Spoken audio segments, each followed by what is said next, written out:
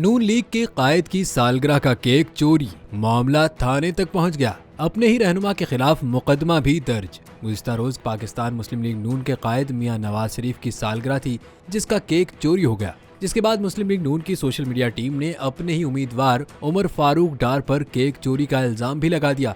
जराये के मुताबिक केक चोरी की FIR थाना सैटेलाइट टाउन में दर्ज करा दी गई है। हुआ कुछ यूं कि गुजरांवाला की मकामी बेकरी में नून लीग की सोशल मीडिया टीम की जानिब से कायद नून लीग की सालगिरह के केक का ऑर्डर दिया गया था। सोशल मीडिया टीम जब केक लेने पहुंची तो उन्हें बताया गया कि केक उमर फारूक डार ले गए, जिस पर नून लीग की सोशल मीडिया टीम ने गुस्से का इजहार करते हुए केक चोरी की FIR दर्ज करा दी।